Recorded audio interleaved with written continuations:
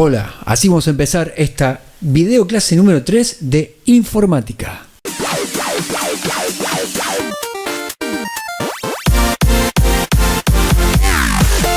El tema que vamos a hacer hoy es la continuación de lo que fue la historia, y yo había dicho que iba a hablar de algunos personajes que fueron los más importantes en esta última etapa. Uno de ellos va a ser Steve Jobs.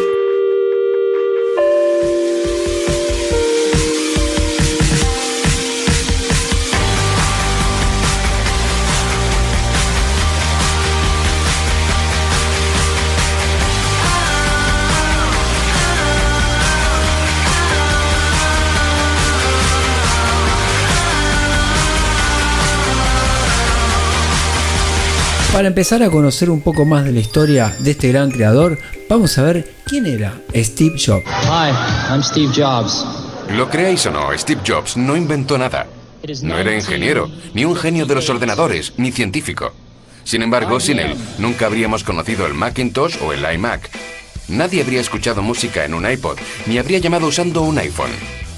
Y por supuesto, nadie habría navegado en un iPad. Jobs no diseñó sus productos, pero mucho antes que nadie entendió que cambiarían nuestras vidas. Take a look at the screen, and I can move the screen with just a touch. The coolest thing about iPod is that your entire music library fits in your pocket. A phone and an internet communicator. This is one device, and we are calling it iPhone. And here we are, right at the New York Times. You can see how fast it is. Presentaba cada nuevo producto como una visión del futuro y lo hacía atractivo para todo el mundo. Era un visionario, un carismático jefe y tenía excelentes habilidades comunicativas. Bien, ahí ya empezamos a reconocerlo. Y ahora la pregunta es, ¿dónde nació y vivió?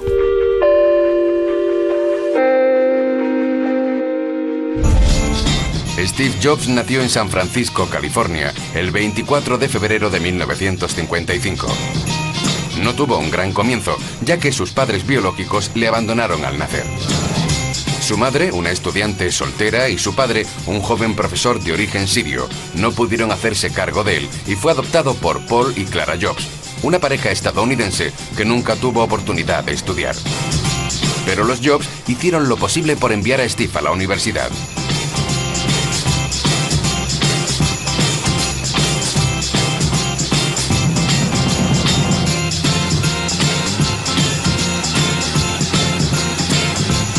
El joven Steve creció con sus padres adoptivos en el sur de San Francisco, en esta pequeña casa de las afueras, en el corazón de un valle lleno de manzanos, que no tardaría en conocerse como Silicon Valley. Era un joven con muchas inquietudes. ¿Qué pasó cuando tenía 12 años? El ambiente local influyó en sus aficiones y con apenas 12 años se unió al Hewlett Packard Explorer Club, una asociación juvenil en la que enseñaban a niños y jóvenes las últimas creaciones en el terreno de la computación. Aunque a los papás les costaba mucho para que él estudiara, y la verdad que no tenían plata porque ellos no eran... Uno trabajaba en ferrocarril y la mamá era una ama de casa. Sin embargo, pudo estudiar. La pregunta es, ¿en qué universidad estudió y qué pasó? Al terminar la secundaria, Steve ingresó en la Reed College, una universidad de artes liberales radicada en Portland, Oregón, pero la abandonó un semestre más tarde. Un gran amigo de él para ese entonces va a ser Wozniak, Steve Wozniak. ¿Dónde lo conoce? Tras unas prácticas en la empresa Hewlett Packard en 1974, se unió al que sería su primer socio, el ingeniero Stephen Wozniak. Jobs supo apreciar de inmediato el interés comercial del proyecto de su nuevo amigo, un microcomputador doméstico. Y es importante decir que Wozniak era electrónico, después voy a mostrar material, era electrónico de muy chico, ya a los 7 años había hecho su primer radio, en realidad él era el que sabía de electrónica. Leía a la edad de 3 años y a los 7 fabricó su propia radio. A los 13 años tenía grandes conocimientos sobre electrónica. A lo largo de su adolescencia creó un invento tras otro. El más destacado, la caja azul, el primer teléfono desde el que se podían realizar llamadas a todo el mundo de forma gratuita. Entonces, ¿qué había creado que le llamó la atención a Steve Jobs? Jobs supo apreciar de inmediato el interés comercial del proyecto de su nuevo amigo, un microcomputador doméstico. Esta caja de madera hecha con los materiales que Wozniak tenía a mano. Parecía un juguete y, sin embargo, es el primer ordenador personal de la historia. A pesar de su apariencia, es absolutamente revolucionario.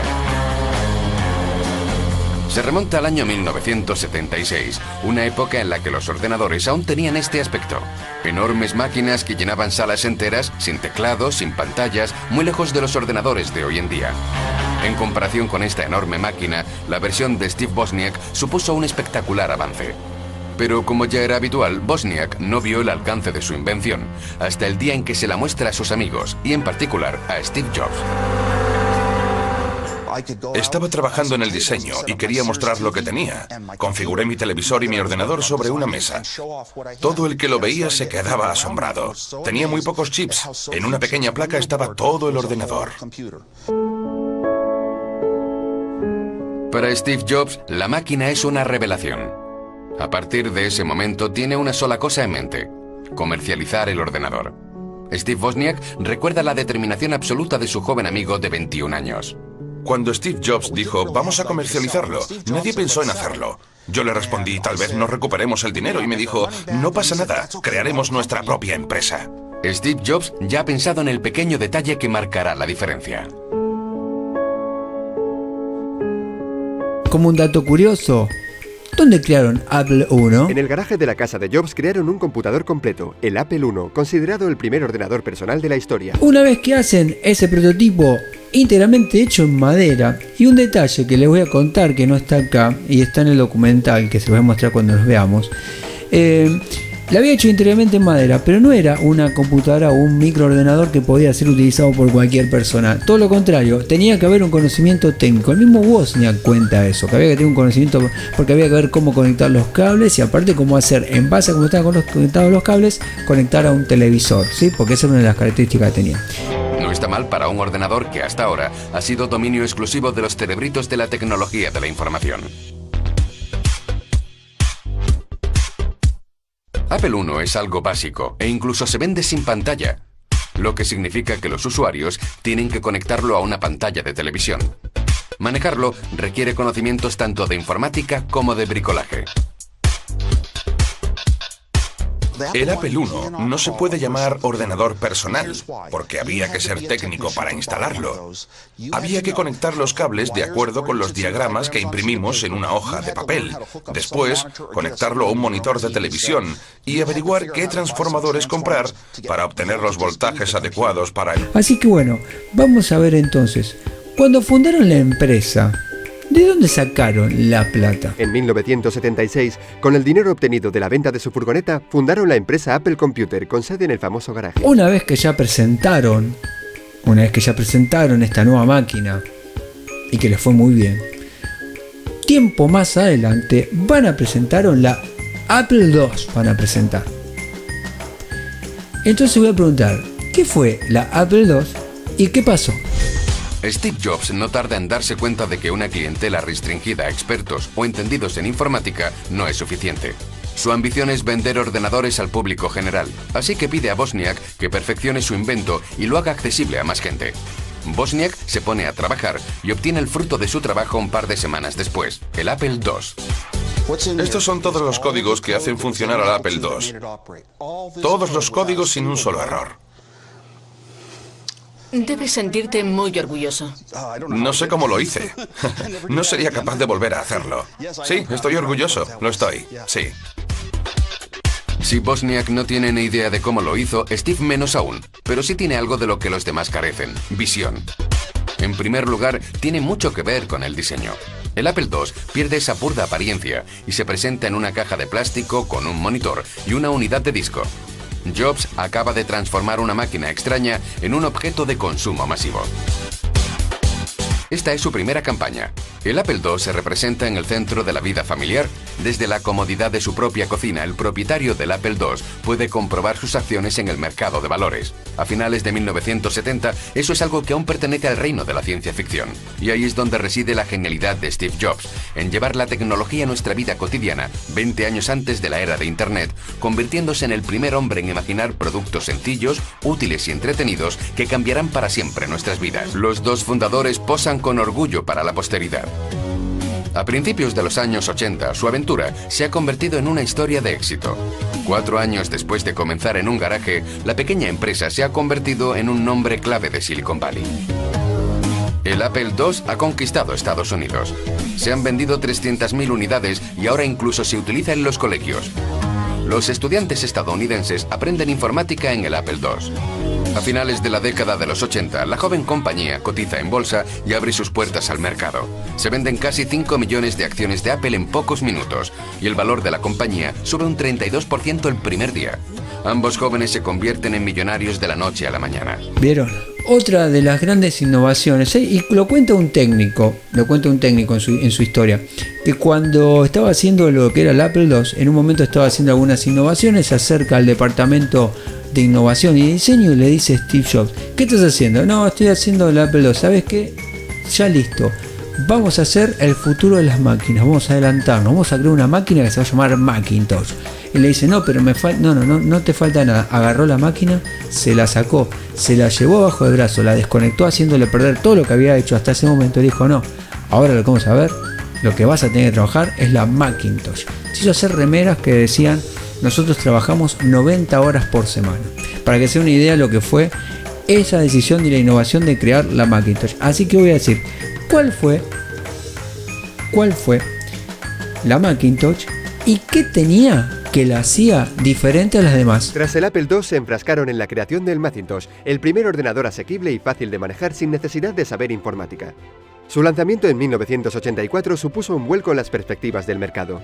Herramientas como el escritorio, el ratón o los iconos fueron una completa revolución en la época y todavía se siguen usando hoy en día. Después de 3 años a este frenético ritmo, el Macintosh por fin está listo. La fecha de lanzamiento prevista, enero de 1984. Ese día, ante un auditorio lleno y frenético, Steve Jobs organizó su propia consagración. You've just seen some pictures of Macintosh. Now I'd like to show you Macintosh in person. En un espectáculo al estilo estadounidense, para su gloria y la de su creación, se dispone a demostrar su avance tecnológico, logrando al fin que la interacción con el ordenador sea más humana. En pantallas gigantes descubrimos su capacidad de animación y gráficos. Por primera vez, un ordenador permite incluso dibujar. A modo de ilustración, un retrato de sí mismo, Jobs se muestra más megalómano que nunca. Escuchad lo que programa en su máquina. Right now, I'd like to sit back and listen. So it is with considerable pride that I introduce a man who's been like a father to me, Steve Jobs. Steve Jobs apenas puede ocultar su emoción, convencido de que su bebé le permitirá aplastar a IBM y llegar a ser, por supuesto, el amo del mundo. Vieron, ahí está, menciona, ¿no?, el mouse como un elemento innovador y aparte de entorno visual, pero saben que hay un problema acá. Y no está acá tampoco, porque después lo vamos a unir con otro video. Aparece Bill Gates, que continuamente iba a la empresa y continuamente consultaba, le decía a Wozniak: escuchame, ¿y cómo es que hacen tal cosa? ¿Y cómo funciona esto? ¿Y cómo funciona lo otro? ¿Por qué? Porque estaba creando un software que después podía ser utilizado por cualquier máquina. ¿Y cuál era la empresa que estaba más interesado? ¿O cuál era el competidor directo? Ahora vamos a ver. Cuando la gente de Apple vio el ordenador de IBM, dijeron: esta máquina es una porquería, no hace nada interesante, no tiene las capacidades gráficas del nuestro, ni un sistema operativo como este, no tiene software, solo es una caja fea e inservible. Sin embargo, a pesar del desprecio de Steve Jobs por el PC, este se vende bien. Incluso invade la cuota de mercado del Apple II, pero su éxito se reducía a tan solo 3 letras. Pero esa caja fea e inservible tenía las letras IBM en ella. Y para mucha gente en ese momento, IBM era una apuesta segura y estaban dispuestos a comprar IBM por encima de cualquier cosa, independientemente de lo buena que fuera la competencia. Dolido en su orgullo, Steve Jobs decide reaccionar. Convencido de su superioridad, quiere aplastar a IBM. Para una vez que le crea y se convierte en una empresa millonaria, él se da cuenta que no está al nivel de manejar esa empresa, porque en realidad, y cuento también como un incidente, él era un hippie, era una persona que tenía conocimiento de comercio, pero no era un empresario hasta ese entonces. Entonces dice, para que le tomaran en serio, él va a ir, miren lo que va a hacer, pues van a ver ustedes, no está acá en esto que yo les digo, le voy a decir: ¿quién es el de marketing más importante que hay en este momento? Justamente en ese entonces era el director de Pepsi. dice, si Pepsi le gana a Coca-Cola en lo que es las campañas de marketing, yo quiero a esa persona que dirija mi empresa. Y así fue, le dijo, se acercó a él y le dijo, tenés dos opciones, o vender agua azucarada toda tu vida, o hacer historia. Pero vamos a ver qué pasó entonces, a quién contrató y qué pasó posteriormente. En 1981, el más fuerte competidor de Apple, IBM, había sacado al mercado su primer ordenador personal, copiando en buena parte las especificaciones del Apple II. Con el ánimo de mantener la competitividad de su empresa, Steve Jobs decidió reclutar para la dirección al entonces presidente de Pepsi, John Sculley. Pero no a uno cualquiera, sino a John Sculley, director ejecutivo de Pepsi Cola. Un hombre famoso por aplastar a una gran competencia, Coca-Cola. La colaboración de estos dos hombres se convierte en noticia de primera plana. Su plan para derrotar a IBM incluso acapara los titulares de Business Week. Steve Jobs no tiene ninguna duda, como se aprecia en el modo en el que pidió a Sculley que se uniera a su equipo. La historia de cómo Steve Jobs convenció a John Sculley de que se uniera a Apple se ha hecho famosa. Le dijo, ¿quieres seguir vendiendo agua azucarada o quieres tener la oportunidad de cambiar el mundo? Well, to create a new standard, it takes something that's not just a little bit different. It takes something that's really new and really captures people's imagination.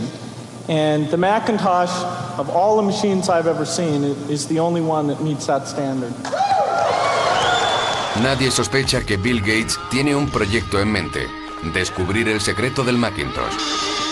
Bajo su propia marca, quiere crear un sistema igual de avanzado, con la inconfesa intención de venderlo a los rivales de Apple. ¿Pero cómo lo hace?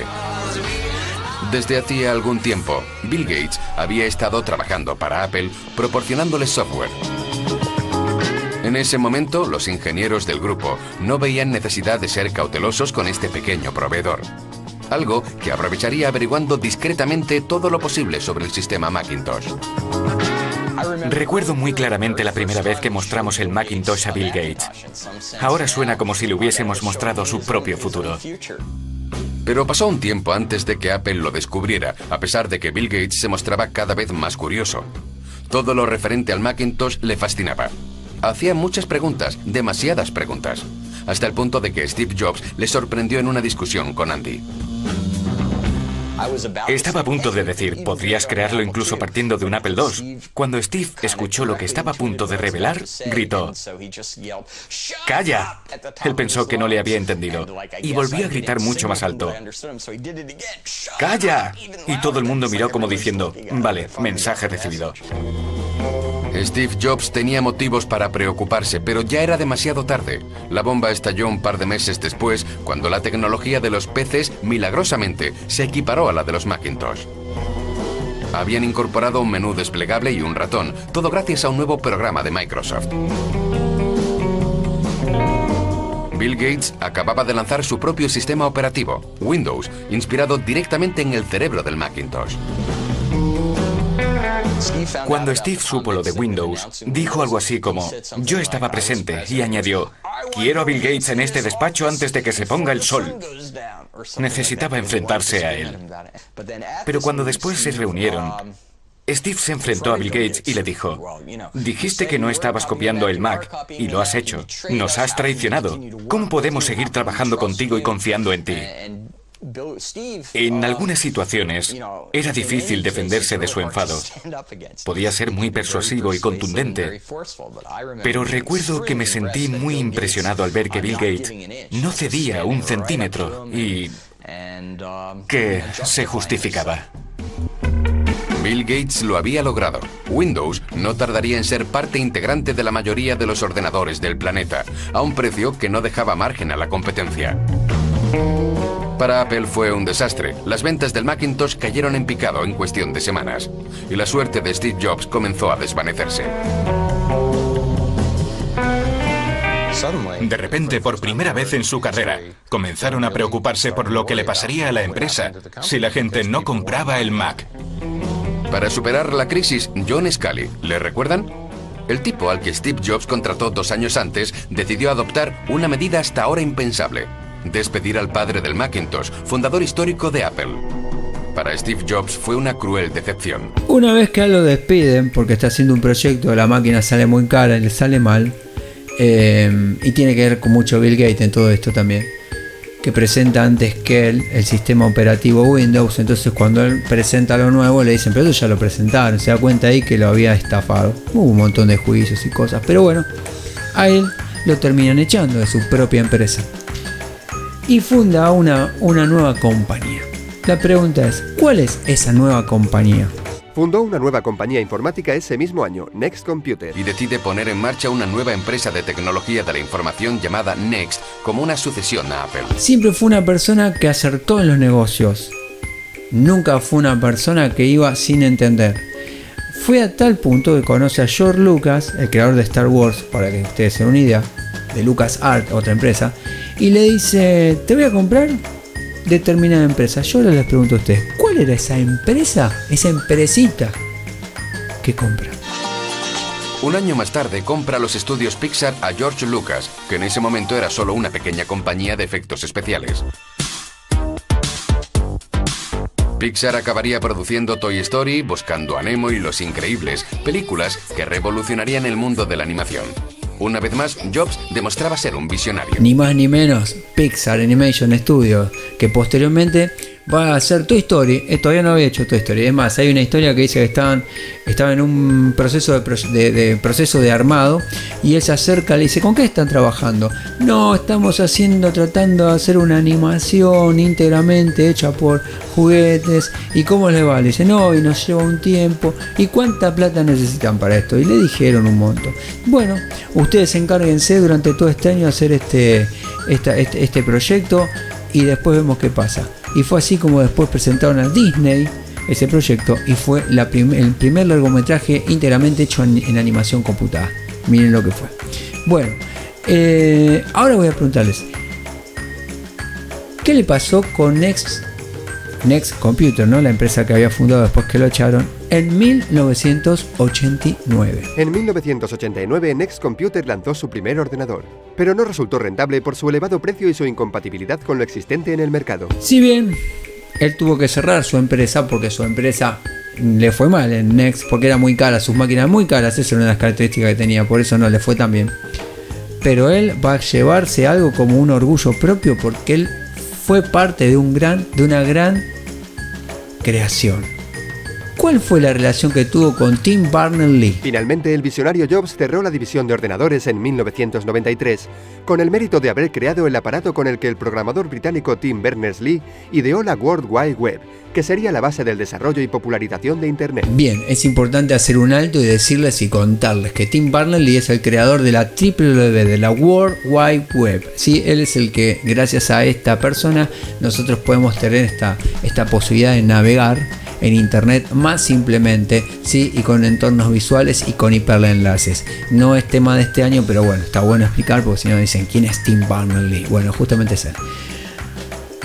Ahora les voy a preguntar, yo les había contado lo que había hecho Bill Gates de Windows, cómo lo estuvo espiando y un montón de cosas. Por culpa de eso, ¿qué pasó a Apple por culpa de Windows? Cuando Microsoft lanzó las primeras versiones del sistema operativo Windows, Apple perdió uno de sus principales argumentos de venta. Un PC equipado con Windows y ratón era tan fácil de usar como el Macintosh y mucho más barato. A juicio de casi todos los expertos, Windows era un plagio de la interfaz del Macintosh. Así lo entendió Apple, que de inmediato se enzarzó en demandas contra la Microsoft de Bill Gates. ¿Saben qué? Lo habían echado a Steve Jobs, lo vimos. El director que él contrató, que era el de Pepsi. Sin embargo, van a comprar Next nuevamente y van a ver qué estrategia va a hacer Apple para volver a renacer. Derrotada en los juicios, Apple decidió comprar Next Computer, lo que supuso la vuelta de Steve Jobs a la empresa con un cargo de asesor interino. 9 meses después, la dimisión del presidente de Apple encumbró nuevamente a Jobs al frente de la compañía. Estando nuevamente en la empresa, Steve Jobs va a trabajar 100% en la innovación, en componentes y elementos electrónicos que no solo eran buenos, sino aparte eran lindos. Y la pregunta es, ¿qué pasó en 1997? ¿Qué presentó? En agosto de 1997, Jobs anunció un acuerdo con Microsoft, que decidió invertir $150 millones en Apple. Las dos compañías acabaron comprendiendo que se necesitaban y se complementaban. Durante esta segunda etapa en Apple, Steve Jobs continuó impulsando productos decididamente innovadores. En 1998 volvió a revolucionar el mercado con el lanzamiento del iMac, un ordenador compacto integrado en el monitor. Su éxito de ventas colocó a Apple nuevamente entre los 5 mayores fabricantes de ordenadores personales de Estados Unidos. Una vez ya establecido en la empresa, les voy a hacer una pregunta y vamos a disfrutar porque vamos a ver cuáles fueron los inventos más importantes que tuvo. Jobs pasó pronto a desplegar su inagotable inventiva en otros ámbitos. El primero fue la música digital. En 2001 desembarcó en el sector con un reproductor de audio de bolsillo, el iPod, y 2 años después creó la tienda iTunes, que lideró de inmediato la venta de música en línea. Desgraciadamente, sus problemas de salud lo obligaron a apartarse temporalmente de su trabajo en 2004, año en que fue tratado de un cáncer de páncreas. En los siguientes años seguiría sacando los productos que todos conocemos, como el iPhone, el iPad y la creación de la App Store. Lamentablemente, posteriormente, empezó a tener problemas de salud. Sí, y bueno, que lo van a llevar a un final que fue su mismo fallecimiento en el 2011. Pero como para que les quede registrado en la carpeta, vamos a hacer las preguntas estas que son las necesarias, que va a ser ¿qué pasó con su salud? ¿Cuándo falleció? Y lo más importante, ¿qué pasó con su empresa? En 2009, año en que hubo de someterse a un trasplante de hígado, Steve Jobs delegó la mayor parte de sus responsabilidades en Timothy Cook.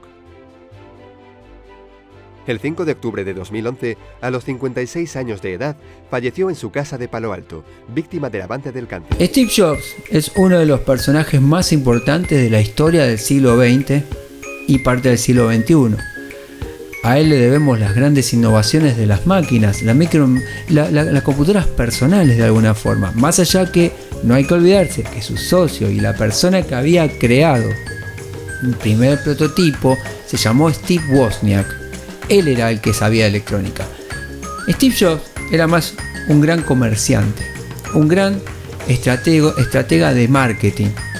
Sabía vender. Cuando él vio la computadora que Steve Wozniak le mostró, esa computadora de madera, él no vio una computadora de madera, él vio el futuro.